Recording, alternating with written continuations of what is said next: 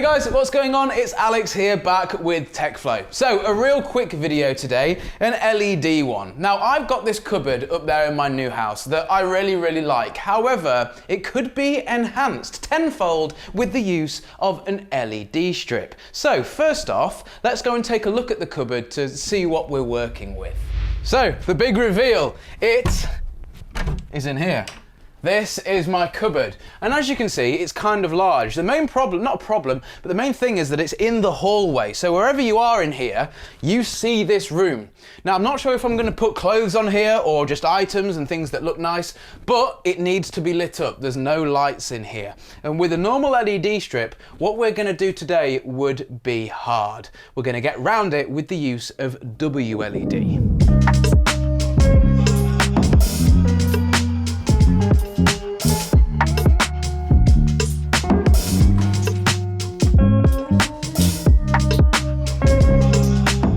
So I've taken the door off because I'm confident in that this is going to look that good that there's going to be no point in ever closing the door. Now I want to talk about why you would use WLED for something like this instead of your bog standard LED strip off Amazon, or let's say something more high-end like Philips Hue or Lifex. And that's because with these things, with these LED strips, there's no way to extend them or have 4 strips per se on one LED controller. And for this install, we're going to need 1, 2, 3, 4 separate LED strips for all of these shelves, and I want them to be controlled with the same controller. So let's go build this thing. So if you're not sure what WLED is, we made a video on this topic about a month ago, and it's basically a piece of software that you can install on a board like this. This is called an ESP32 board, and they're basically microcontrollers with a Wi-Fi chip built in. So this can communicate with your Wi-Fi and basically tell our LED strips what to do. And it's super simple to set up, and the way that you can customize this is just nuts. Now in this video, I'm not going to show you how to install WLED on these ESP32 boards, but shocker, it's really easy, and I show you how to do it in the previous video, so go watch that. Now let's assume you watched that.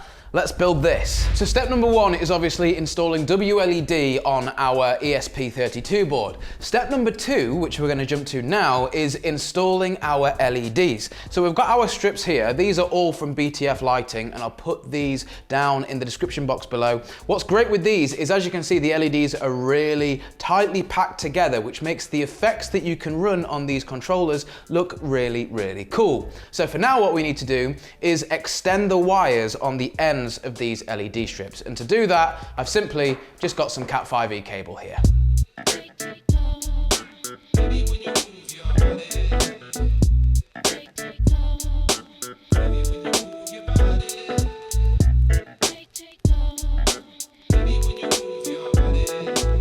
Okay, so about 20 minutes later, the worst job of this whole installation is out the way. I've managed to extend all 4 of the cables to our LED strips. Now you need 3 cables with these LED strips. You need a power, you need a ground, and then you need data. So that's 3 in total. I'm using some Cat 6 cable here, which has a lot more than 3 runs in it, but it doesn't really matter what type of cable you use, as long as you have 3 separate conductors. You can make basically this cable as long as you would like it. Now I've just used some heat shrink wrap to connect these together. In an idealistic world, you would solder these connections. Only problem is I am really bad with a soldering iron, so these are the next best thing. Now I'm going to hand these LED strips to Jed, who's behind the camera, because he's so good at putting them in these diffusers.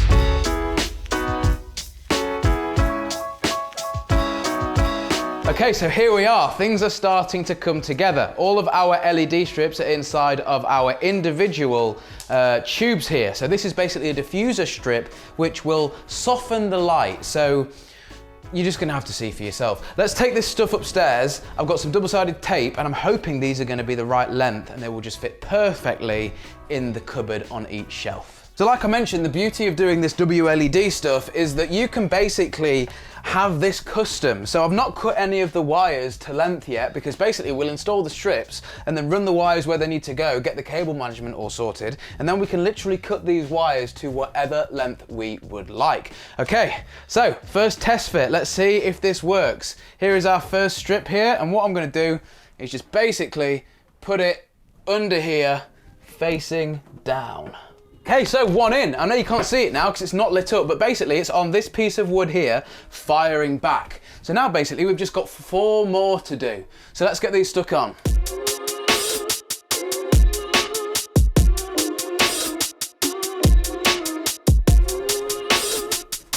This is coming together far too easily. Why is this so easy? I'm a bit scared. I suppose it's just because we've done it before, isn't it? I guess. It never works this easy for us, does it? No, we will see. Yeah. You know what, I'm taking it. So, LED strips are all installed. 1, 2, 3, 4. Now the plan is to route all of our cables down this left-hand side so our controller can sit down near the bottom.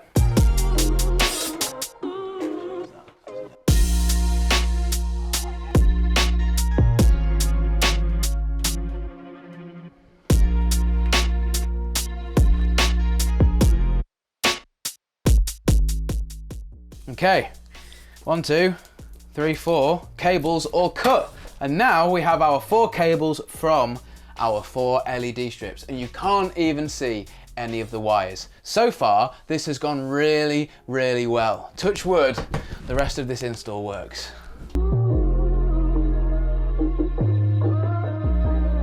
Okay, so it's time to plug in our little ESP board into our LED array and basically see what happens. I'm hoping they're all going to light up. As you can see here, we've got our 4 cables from our 4 LEDs, and basically what I've done is I've gone ahead and twisted them together. Now there's 2 ways you could do this. You could twist all of your LEDs together like this, or you could go out from the end of one strip into the next. The thing about doing it this way is that every single LED strip will be doing the exact same thing, which for this install I think is what we want. So to test this, just a UK plug with a USB on the bottom. Let's get that plugged in here. Okay, so the green was our data wire, so let's just twist that on there. This is only temporary for now, just to make sure this is all working. Okay, so let's turn the main light off in here, and now hopefully, fingers crossed, when I touch these terminals together, which is our positive and our ground, hopefully we'll get something on the LEDs. Has it worked? Oh my God, I saw something then. Okay, this is looking sick. Oh, I love it. Okay, so I'm gonna come out here. I'm gonna turn these lights off real quick. Oh, wow. Look at that, that is so sick.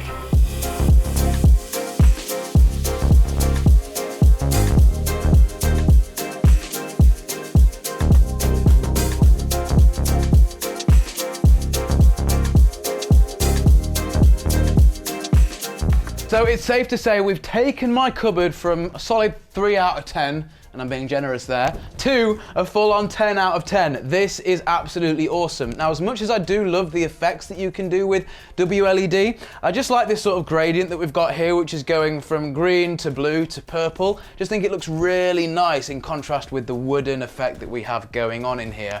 But this is really, really cool, and it's the first thing that you see as soon as you come up the stairs to the 2nd floor, which I love. So if you guys want to see more little LED projects like this using WLED, let us know down in the comments. Anything you think we could have done better, also let us know. I'm going to tidy the wires up, but you don't need to see that. Guys, my name's been Alex, this has been TechFlow, and yeah, we'll see you in the next one. Peace.